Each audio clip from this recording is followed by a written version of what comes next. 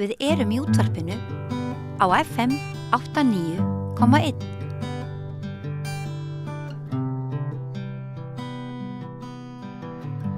Já, komið þið sæl og blessuð. Við ætlum að ræða menningu sem heyrir liðinni tíð. Við ætlum að ræða torfbæi. Hvort við höfum verið aðeins of hröð á okkur að fjarlægja ummerki þá menningu. Það er til fólk í þessu landi sem heldur slíku fram, fræðingar. Og til að ræða þetta mál og kannski fleiri mál sem varða okkar sögu og menningu er kominn hér prófessor við Háskóla Íslands. Hann heitir Sigurjón Baldur Hafsteinsson. Hann er mannfræðingur. Vertu velkominn, Sigurjón. Takk. Þú, er það ekki rétt skilið hjá mér að þú eigir grein í bók sem kom út snemma á þessu ári, þar sem er verið að fjalla hvað varðar torfið? Jú, það er rétt. Þessi grein birtist í bókinni Objects in the Archives sem Kristján Mímirsson, fornleifafræðingur og Davíð Ólafsson, sagnfræðingur, ritstýrðu og er endapunkturinn á öndvegisverkefni sem var stýrt af Rannís og Sigurður Gylfi Magnússon stýrði því verkefni og ég var þátttakandi í því. En þessi grein sem við Arnar Árnason, prófessor í mannfræði við Háskólann í Aberdeen, skrifum í þessa bók, heitir The Turf House as Skin, eða torfhúsi sem húð. Já. Og þar erum við að fjalla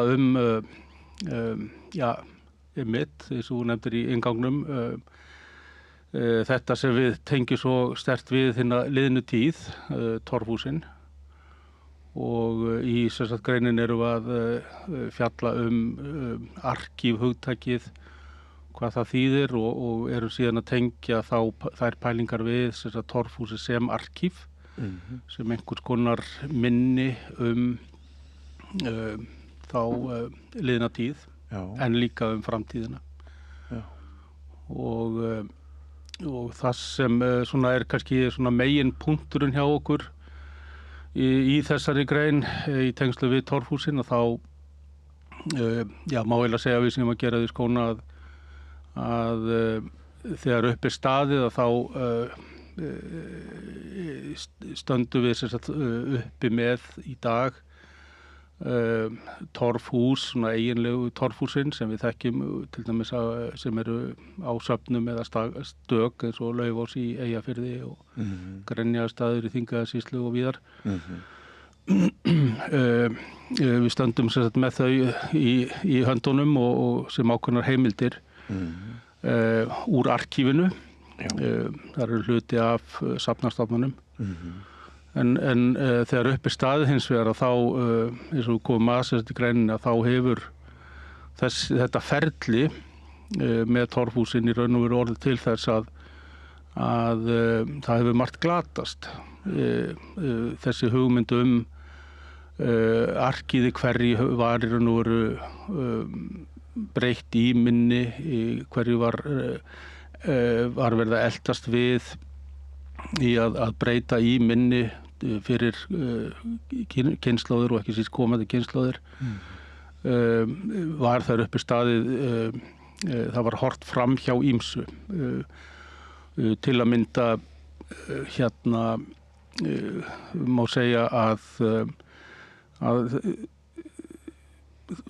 fram eftir í þessi 1100 ár sem við vorum að byggja og búa í torfhúsum, og það voru náttúrulega var þessi arkitektúr náttúrulega eins og kannski heimil okkar í dag eru miðja eða nafli alheimsins fyrir þessi þar búa. Og þar voru börn getin og þar lést fólk og þar átti fólk sitt líf. Áttu það sér einkalíf? Já, alveg örugglega að einhverju leyti og þó að það hafi náttúrulega sannarlega verið með öðrum hætti en við hjá okkur í dag. Við búum einfaldlega kannski í öðrum arkitektúr heldur en skipulagi heldur en þá. Og þarna í þessu í þessu ferli að þá og það er svona einn megin punkturinn í þessari ritgerð okkar Arnars að það er ákveðin spurning í tengslu við Arkhafið sem snýr að ákveðinni miðstýringu sem hefur svona í gegnum síðustu 200 árin kannski varandi mannvirki og það er að segja arkitektúr verið svona að herðast ef ég orða það svo. Og og það sem var sem sagt í sjálfu sér svona á forræði fólksins frá landnámi og til fram eftir kannski 20. öldinni forræði í því hvernig fólk byggði sem lýsti sig meðal annars í því að húsin litu misjafnlega út allt eftir þörfum og efnum hverjar fjölskyldu að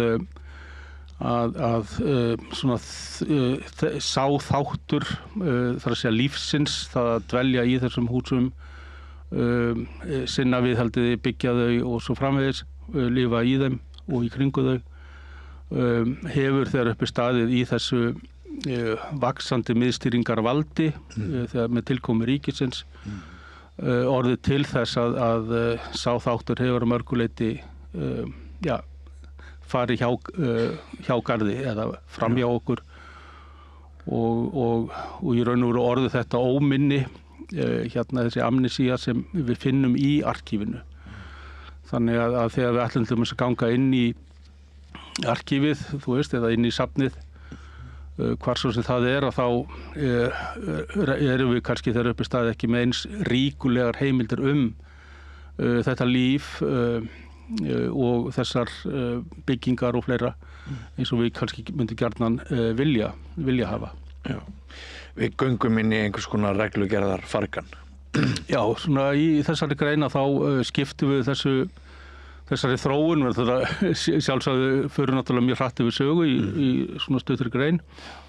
En við byrjum sér þetta á þjóðveldisöldinni, þar sem við erum að tala það að eins og hefur verið lýst að þetta hafi verið svona fram til frá landnámi og fram til 12-13. aldar og þá voru menn, kom fólk hingað og það byggði svona þessi torfhús eftir sínu nefi og síðan á 13. öld þá er komin ákveðin svona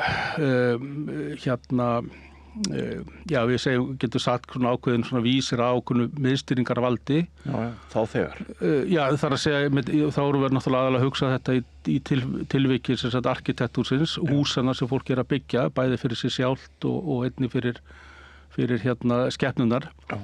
En sem þetta á 13. öld þá er samkvæmt heimildum mikið byggt af kirkjum og það verður sem sagt kirkjulega vald kaþólskunnar og svo eftir siðaskiptin eins og við þekkjum náttúrulega samkvæmt þessari hefðbundnu Íslandssögu að þá verður kirkjulega vald mjög sterkt frá 1300 og ég myndi segja bara alveg kannski til dagsins í dag þó kannski hafi molnað undan því á undanförnum áratugum en þarna erum við komin með ákveðna svona kynningu á því að þarna er ákveðin svona vísir að miðstýringarvaldi í landinu hér á Íslandi en það sem er áhugavert er að milli þess að tökja tíma og við erum með mjög svona langt tímabil frá 1300 og fram á 20. öldina undir þegar kemur að þessu tímabili en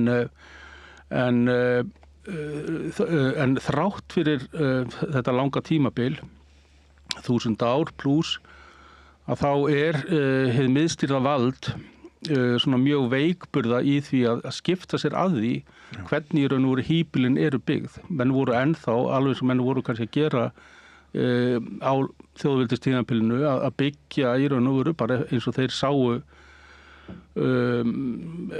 best fyrir sig og sína sitt bú og og við köllum þetta svona anarkisma í byggingum, þar að segja að fólk hafði þetta sjálfræði sjálft til þess að haga sínum byggingum eins og það vildi Og það náttúrulega sama tíma eins og gengur að gerist en í dag að það náttúrulega var að nýta fjölskylduna, það var að nýta vinnumenn, það var að nýta vinskap, kunningskap og svo náttúrulega eftir föngum verið að draga inn fólk sem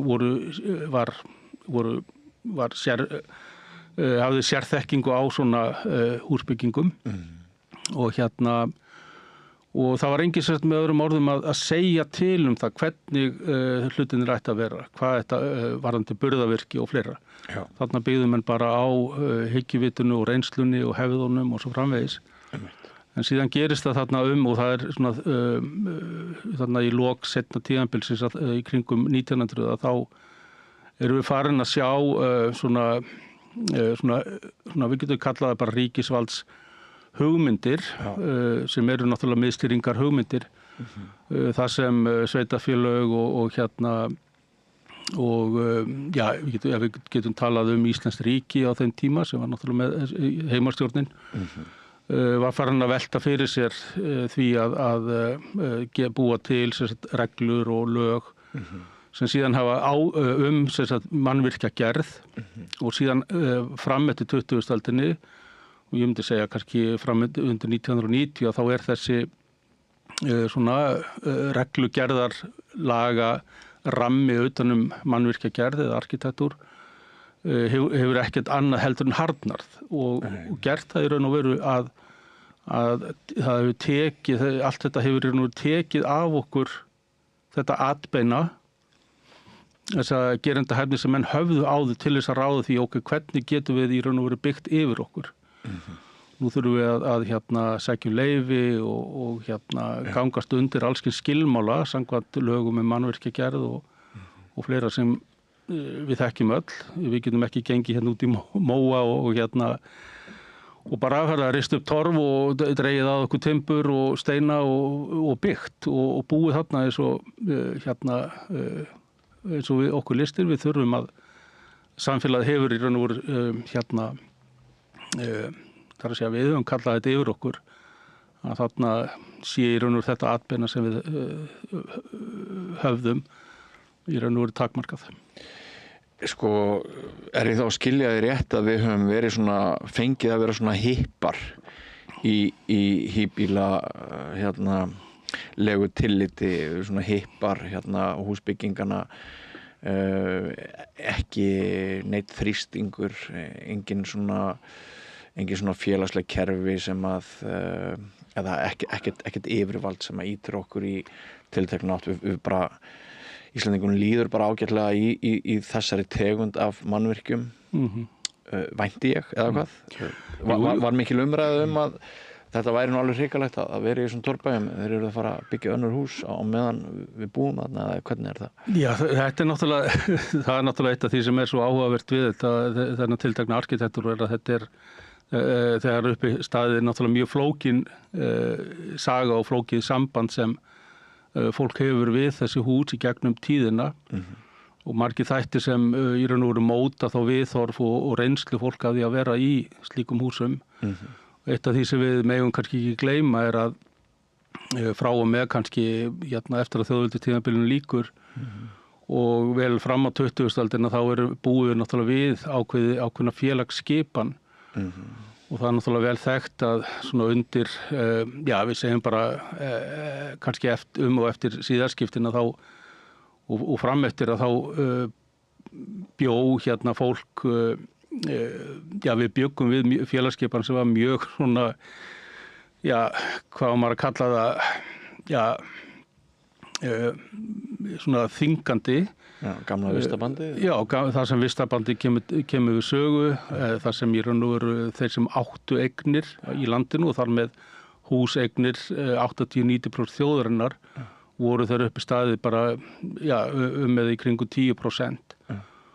Og það út af fyrir sig hefur náttúrulega haft að okkar mati gríðarlega áhrif á það til að mynda hvernig hluti af öllum þessum þúsundum torfhúsa út all land leit út. Já. Og eins og gengur og gerist, við sjáum þetta bara ennþá í dag, til dæmis í tengslu við innflytjendaumræðuna, að það verið að hola hingað farand verkafólk í iðnaðarhúsnæði og heilbritt húsnæði og sama tíma það er náttúrulega hver hliðstæða við það á öldum áður að þegar leiguliðar tóku við jörðum, kotum, að þá var þeim upp á skipað að sinna jafnframt viðhaldi á því. Já. Og oft á tíðum var krafan viðhald á kannski húsnæði sem hafði látið á sjá og eignar menninni voru ekki að sinna viðhald á því sjálfur, ætluðu bara leiguliðunum að sjá það. Og það máli leiða líkum að því að þetta ástand hafi meðal annars gert það að verkum að stór hluti eða einhver hluti, það var kannski erfitt að meta hlutföllin af þeim torfhúsum sem voru hér á þessum tíma hafi borið þess merki hvernig í raun og veru félagsskipunin var. Þar sem menn hafi kannski ekki haft sömu framtakssemi í því að búa vel húsin eins og þeir myndu gjarnan vilja hefði þeir átt þetta sjálfur. Já. Þannig að, já. Og það má kannski segja að bændahöfðingjarnir þeir séu svolítið ígildi ríkisstarfsmanna sem að skorti á. Þeir hafa mjög mikið að segja um líf borgaranna. Ekki satt. Jú, það máli segja það. Og það þurfti ekki skrifaða reglur til þess að það væri mjög svona ákveðin hegðun leyfð. Nei, en reyndar var náttúrulega fram eftir öldum menn voru alltaf svo sem að búa til registrur eða heimildir það hvað í raun og veru hvað menn ættu. Já. Þannig að það til heimildir það og við ábúaskipti að þá voru gerð yfirlit ástand til dæmis húsnæðis. Já. Og slíkt. Og það var náttúrulega beggja hagur, það var ekki bara eigandana heldur líka leiguliðana sem hefur kannski sumi hverjir eins og einhverju duglegir bændur hefur náttúrulega lagst í betur bætur á húsakynnunum. Getur verið að ýmsum ástæðum til þess að auka sín eigin hag en líka til þess að búa betur sína fjölskyldu. Og svona stundum hefur slíkt samband tekist vel en svo voru líka alveg til heimildur það að eignamennir hafi snuðað leiguliðina réttmætar kröfu þeirra þar sem þeirra var lagt fram vinnu eða jafnvel efni í viðhald og gert í raun og veru húsakostum betri. Já.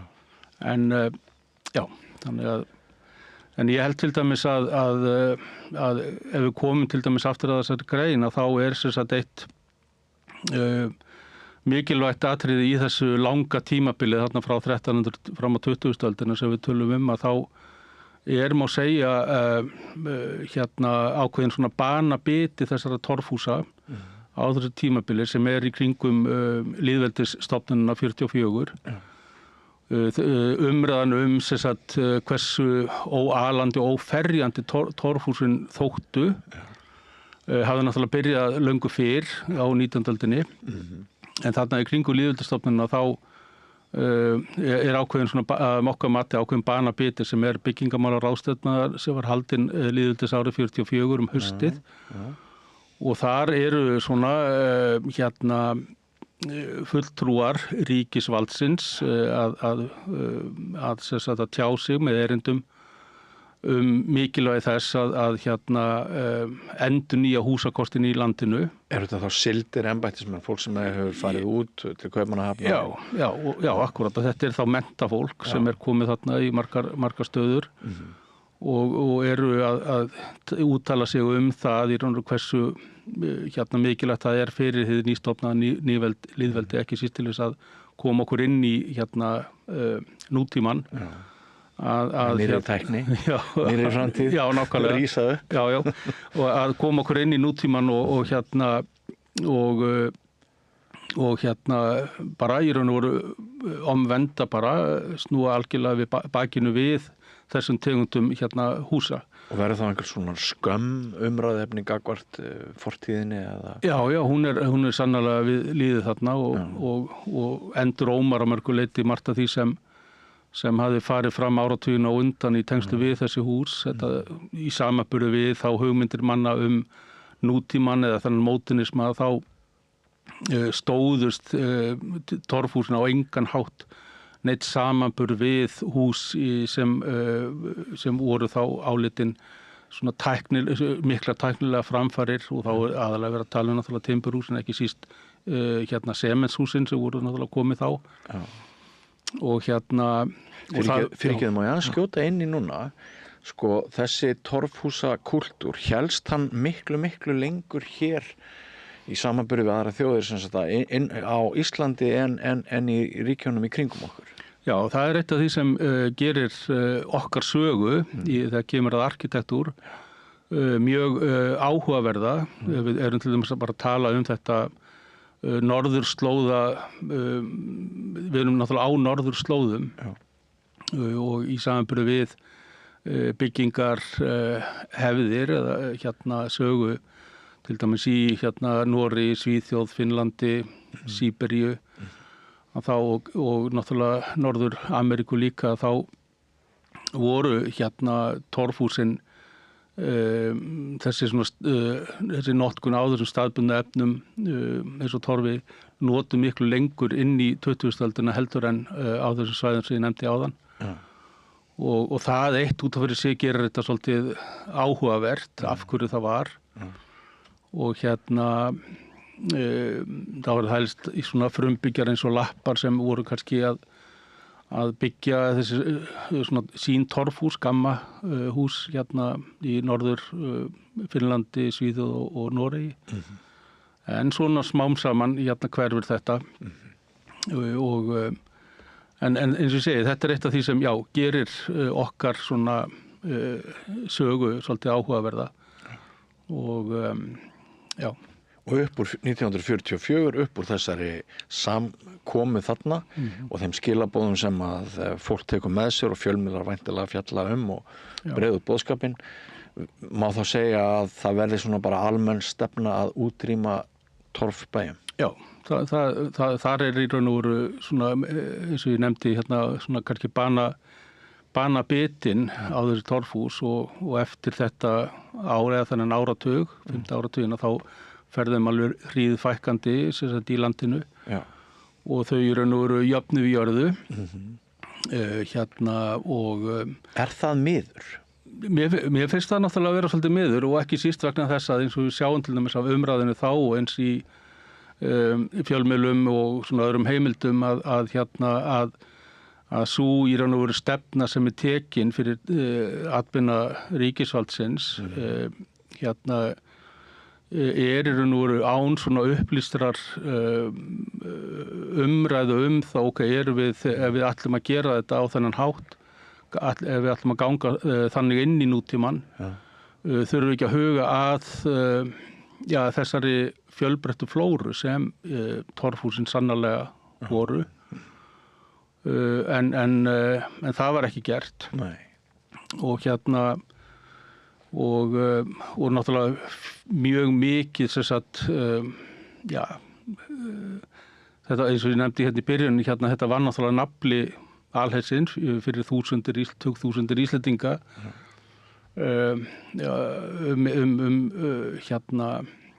og upp úr 1900 og engin svona umræða eða svona sterk eða djúp vitund það að ef við ætlum að taka þessi skref að hvort að við ættum þá að búa til einhvers konar heimildir í raun og veru þannig mikilvæga þátt í okkar menningarsögu. Já. Þannig að eins og til dæmis á byggingarmálaráðstefnunni þá eitt sem mjög áhugavert í þeim erindum sem þar eru að svona þessi hugmynd söguna, hugmyndin arfleiðina, 1100 ára arfleið bara ekki til staðar. Það að segja, bara eins og menn hafi bara alveg svona gengist af trúnni að þetta væri eitthvað til þess að halda í enda og við fjallum það meðal hans í greinni og Arnar að enda kemur það í ljós, talandi meðal hans arkívið að á tímabilinu kannski, ég segjum svona 1880, 90 svona fram til 50-60 og þá mentafólk, arkitektar, aðrir mentamenn sem og reyndar fram til dagsins í dag eins og arkitektar sem tala ennþá þannig tæpitungulaust og halda því fram að við Íslendingar eigum enga byggingasögu. Nei. Við eigum engar hefðir þegar kemur að því að byggja yfir okkur.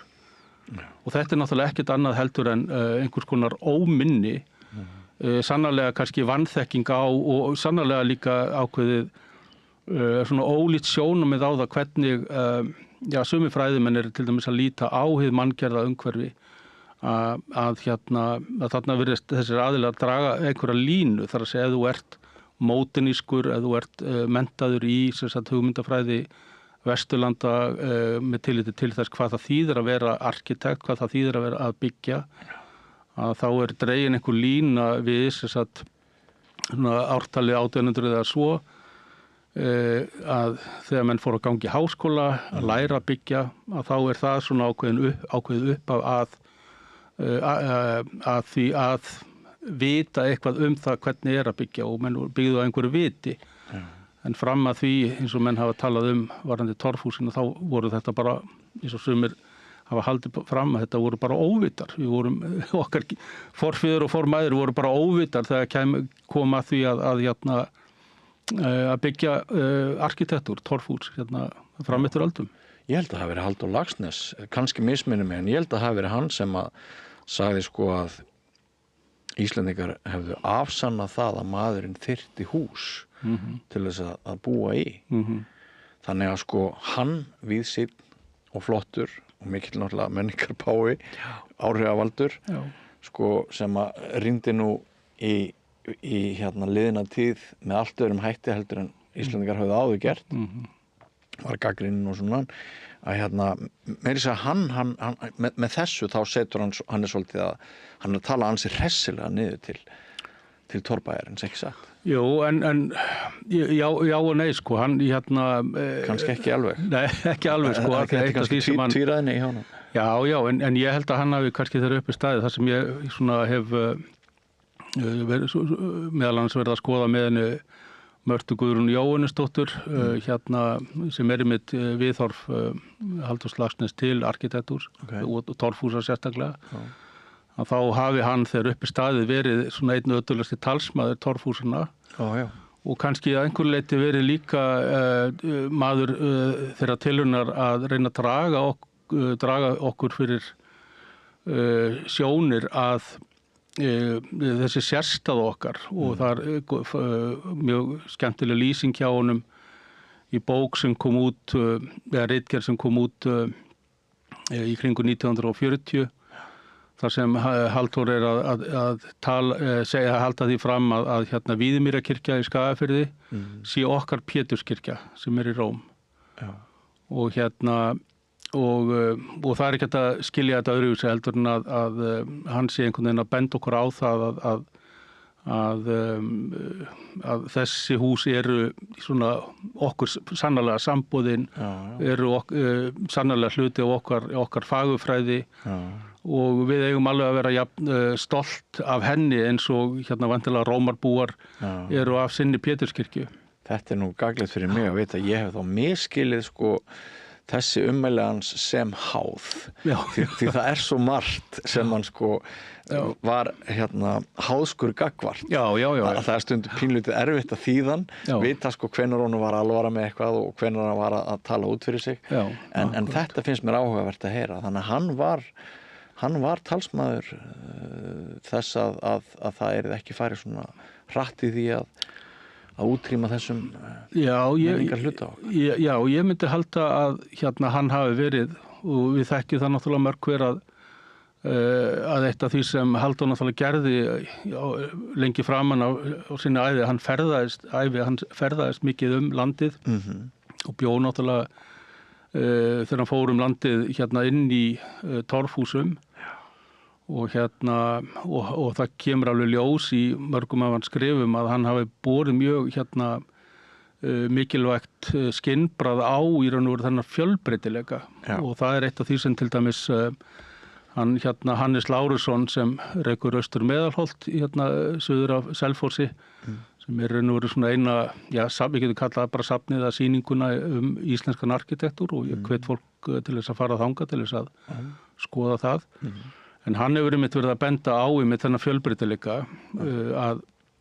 og við sjáum til dæmis á sýningunni þar að þarna eru, ég man ekki einhverju 10 mynda af torfhúsum og þú horfir á þessa flóru og það ekkert eins. Já, einmitt. Þannig að Ég hef ekki gert mig grein fyrir því, ég held að þetta væri allt saman meira og minna sama byggingin. Nei, alls ekki sko, þó við höfum náttúrulega hefðina inn í fjölbreytileikanum sannarlega, þú veist, baðstofuna og eldhúsið og allt þetta og svo einhverju leyti svona þessi formlegu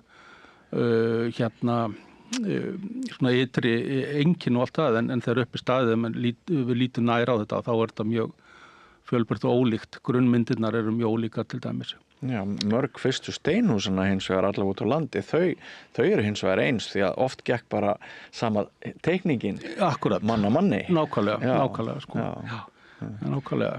En svo er náttúrulega eitt í þessu að því ég nefndi það í náðan að þetta væri náttúrulega svolítið flókin saga og í tengslu við þessa byggingamála ráðstefnu sem ég nefndi. Það er eitt mjög áhugavert sem líka því varst að nefna skömmina náðan að á þessari ráðstefnu voru 2 konur með erindi, Ragnhildur Pétursdóttir og Hulda á Stefánsdóttir og þær eru með svolítið áhugaverða púnta í tengslu við þessa umræðu þar sem þær eru meðal annars að kvarta undan því að konur hafi ekki verið með í ráðum þegar náttúrulega fram að þeim tíma og sannarlega var það eftir á að farið var á fullu inn í þennan nútíma með því að, og þarna voru náttúrulega, og ekki síst á þeim tíma, flestir af þessum arkitektum til dæmis,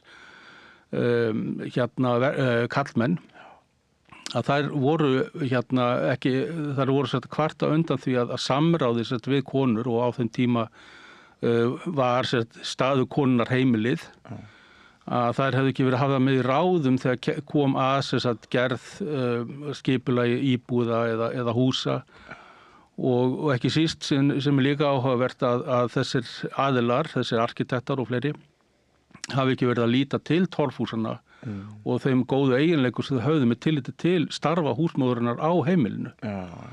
Þannig að þarna var svona nett gagnrýni á þessa þróun og síðan í þessari eftir þessi erindi að þá eru umræður á þessari ráðstefnu og þar eru í raun og veru sjónarmið þeirra sögð bara dæmi einhverja óraunhæfa rómantík og þetta væru bara nánast bara óráðsía að vera að halda einhverju svona fram, að það var í raun og veru hægt að draga fram einhverja kosti úr þessum ömurlegu húsum sem torfhúsin þóttu og þar með kannski þeir uppi staðið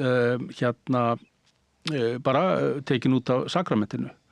En þetta hefur til dæmis verið eitt af því sem við Arnar höfum verið að skoða með þetta kynjaða sjónarhorn á útrýmingu torfhúsanna. Að torfhúsin voru þeir uppi staðið og ákvarðan það að taka þau, bara valta yfir þau, taka við bara híbýlahætti. Þetta voru þeir uppi staðið kallpungar sem í raun og veru tóku þessar ákvarðanir og meiri andstaða hjá konum við þessa breytingu. Já, allavega við miður til dæmis við málflutning Ragnhildar og hennar konu að þá praktísk híbýli torfbæjarnir fyrir þá sem höfðu þar mesta vist Já, það er svona vildu kannski fara svolítið hægar og svona betur ígrundað í sakirnar á því að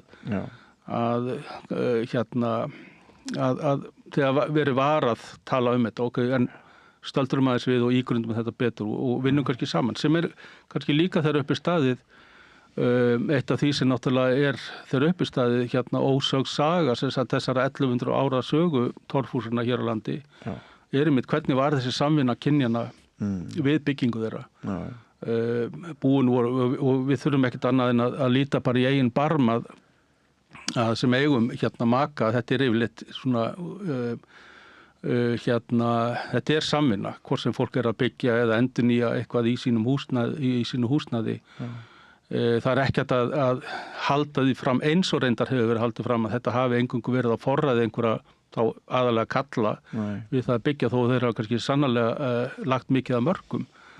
En það segir ekki allan sannleikan það að skipulagið og hvernig hlutunum var háttað, hvort að það hefði ekki verið einmitt hluti af þessu anarkísku hefð í raun og veru, hvernig var byggt og svo framvegis.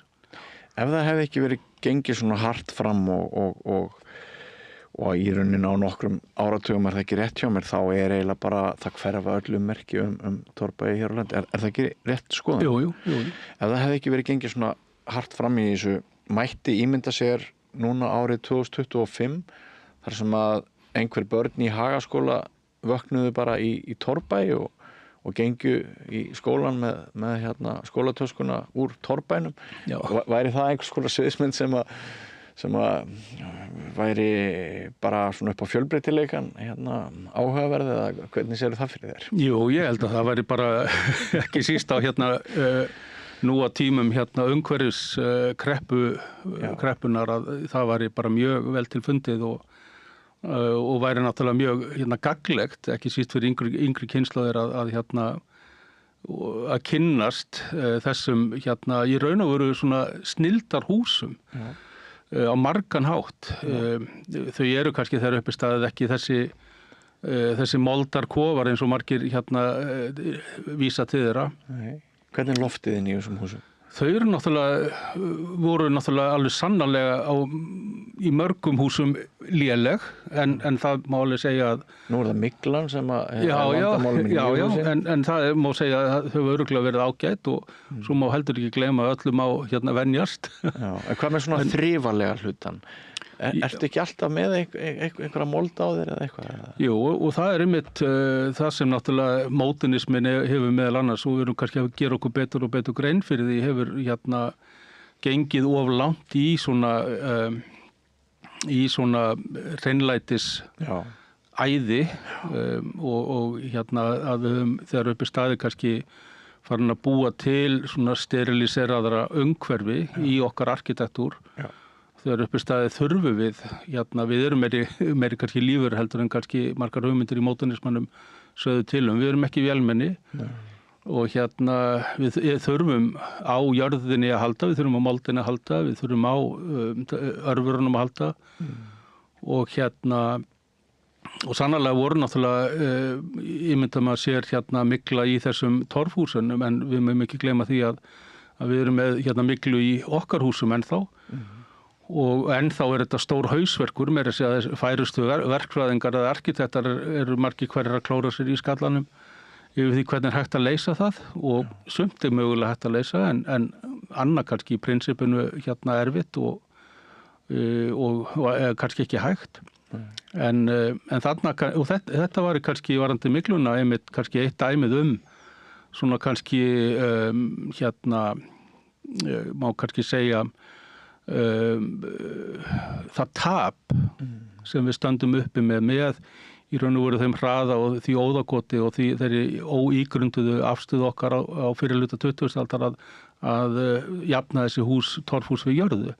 Þarna hefði til dæmis með tilliti til líffræðilegar sambúðar fólksins í þeim og hvernig í raun og veru umhirðan var og hvernig sambandið var við lífræna í torfhúsunum.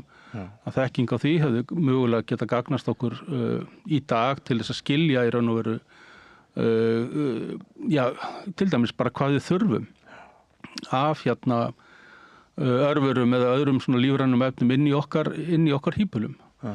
Það má kannski segja líka að mörg okkar búa kannski í húsnæði sem er með blómum.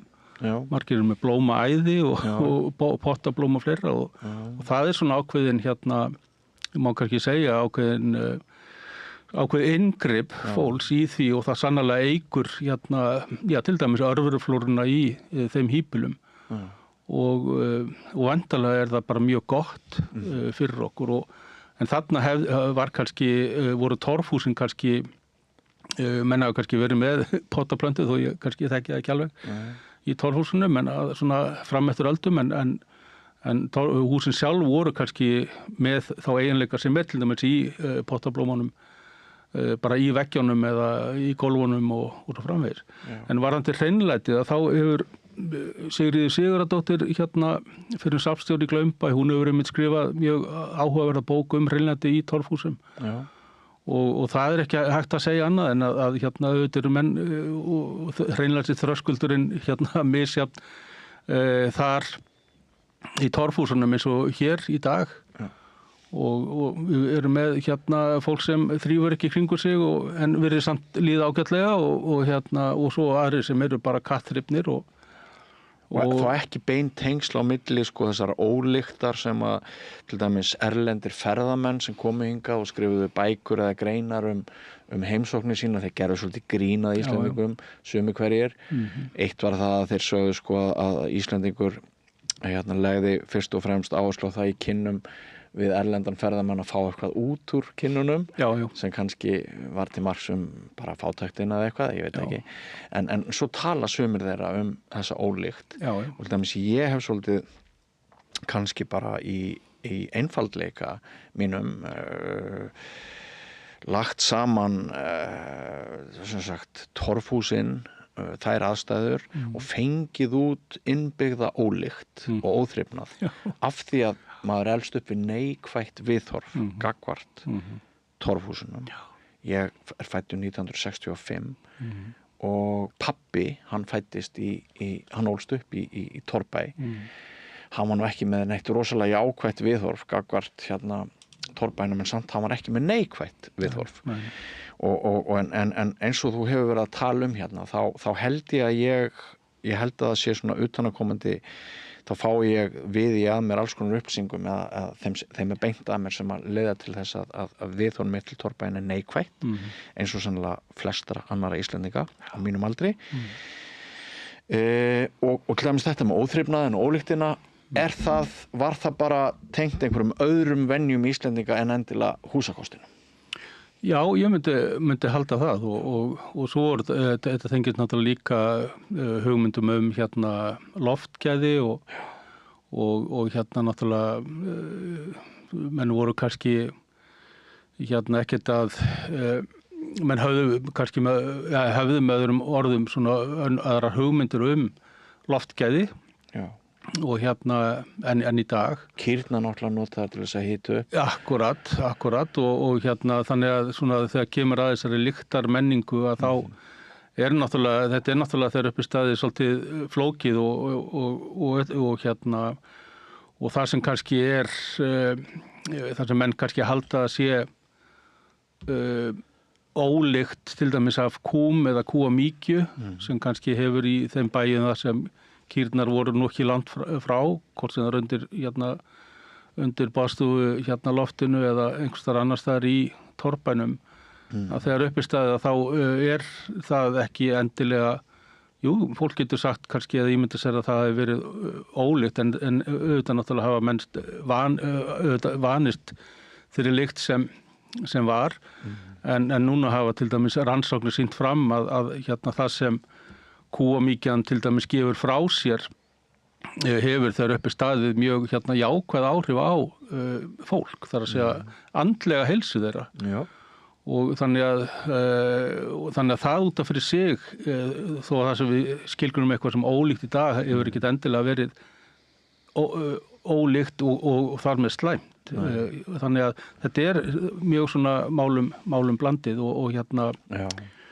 Þetta eru kannski einhverjir svona sterilíseraðir brotborgarar sem að hafa vanist upp við steinsteypuna sem koma hingað og rita sínar ferðabækur. Já. Og ég held að það er eitt af því sem er áhugavert náttúrulega við þessa ferðamenn á 18. og 19. öldina. Þetta voru náttúrulega oft á tíðum svona yfirstætta fólk sem kom hingað og skrifaði sínar bækur að ritgerðir, voru með sín viðmið og það er nú kannski annar vingill sem við hefðum getað komið inn á sem er náttúrulega þessi nýlendu vingill á viðhorf Íslendinga og annarra til torfhúsa.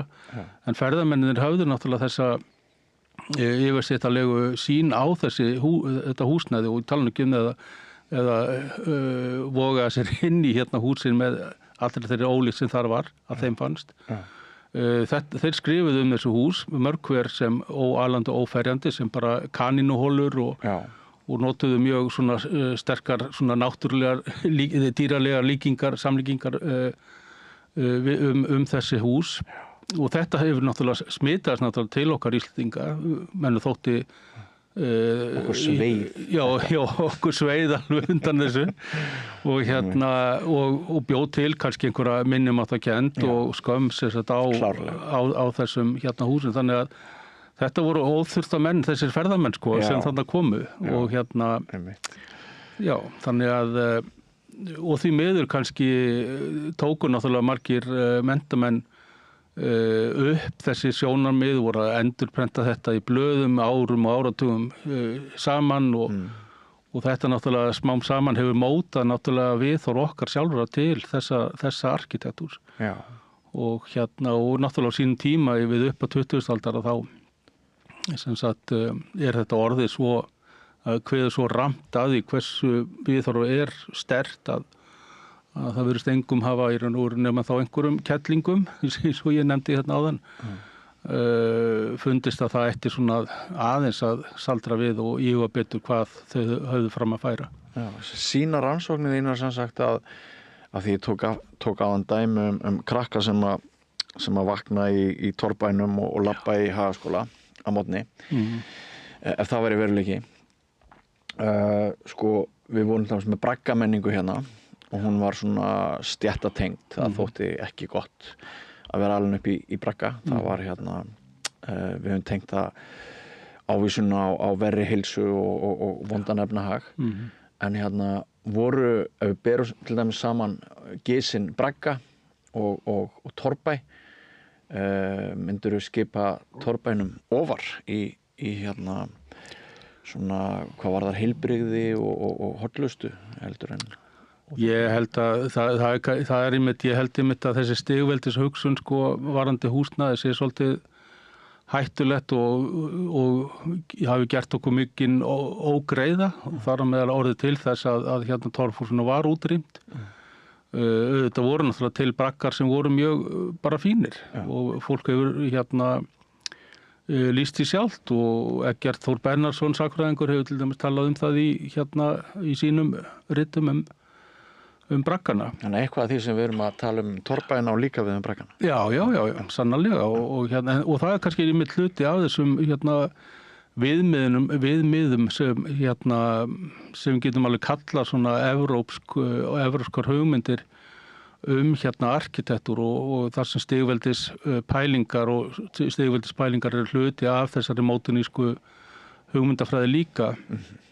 Að það séu til dæmis byggingar sem eru tæknilega svona standi framar öðrum og sannarlega var náttúrulega torfhúsunum voru náttúrulega mjög lágt skrifuð bara strax og farið var að ræða þessi arkitektúr hér á landi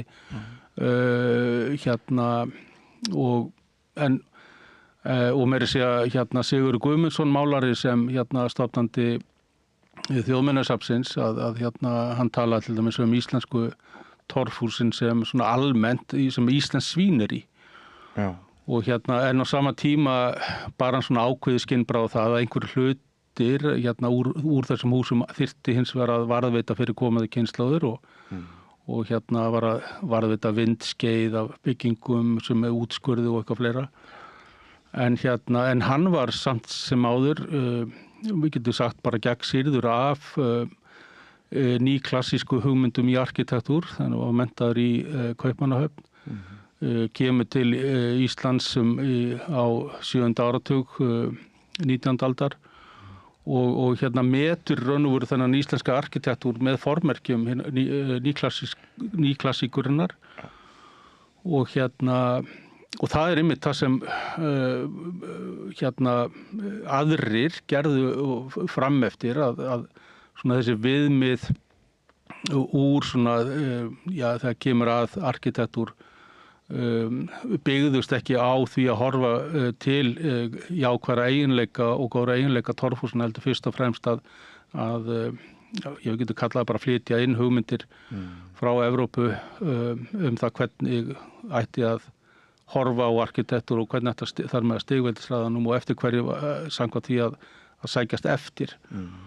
Og og það til dæmis eitt af því sem við tölum í þessar grein og Arnar að við bendum á það að menn gengur svo langt eins og Guðmundur Hannesson sem nú vel þekktur úr þessu torffræðum segir 1899 í grein að það sé engin maður hér á Íslandi, ekki einu sinni í Reykjavík, sem kunni að byggja hús. Hann segir þetta fullum vettum í þessari grein. Og svo langt gengur menn sem sagt með öðrum orðum í því einhvern veginn að okkar mati að svona tilenga sér svona nýlendu pælingar, nýlendu hugsun Evrópubúa á þetta, við getum sagt bara skrælingasamfélag sem var norður í Dumshafi. Mjög áhugavert. Við komumst ekki lengra, Sigurjón. Tími okkar á þrótum í þessu. Ég ætlaði að ræða við þig fleiri málefni. Má ekki kannski bara bóka þig aftur hér að rauðaborðinu til þess að ræða önnur mál? Alveg sjálfsagt mál. Er það ekki? Jú. Þakkaði kærlega fyrir það. Ég skjóðan er ekki tæmd. Nei. Mér líður þannig en búið að vera mjög forvitnilegt að fá þetta innlit í okkar liðnu tíma og viðhorf og ég spegla mig ansi mikið í mörg af því sem þú segir og núna er svona ákveðið verkefni hjá mér að endurmeta fortíðin og endurmeta viðhorfið sem er viðhorf mín sem er alltaf svo skemmtilegt því að þá líður manni eins og maður standi ekki í stað heldur sé alltaf á hreyfingu. Akkúrat. Kæra þakkir Sigurjón B. Hafsteinsson fyrir þetta spjall. Takk fyrir mig. Og með þessu góðir áhorfendur og hlustendur ljúku við rauðaborðinu í kvöld. Við minnum ykkur á sem líkar við söfnunarbaukinn okkar að það er hægt að fara inn á vefslóðina samstöðin.is og haka við áskrift. Við erum með rétt 1600 Íslendinga núna sem greiða okkur mánaðarlegt gjald. Ég held að þeir ódýrustu, ég held að þeir sem borgi minnst greiði kringum 2700 krónur. Sumir borga meira en okkar rekstur veltur í rauninni alfarið á ykkar framlögum og við getum ekki kvartað. Það er búið að hafa verið frábærar viðtökur við okkar dagskrá og vonandi verður hún sem öflugust í framtíðinni. Þökk ykkar stuðningi. Samstöðin.is, haka niður, hnappur sem heitir áskrift. En þættinum er lokið í kvöld. Við verðum aftur hér á dagskrá klukkan 8 á morgun. Verið sæl. Segðu það á Samstöðinni.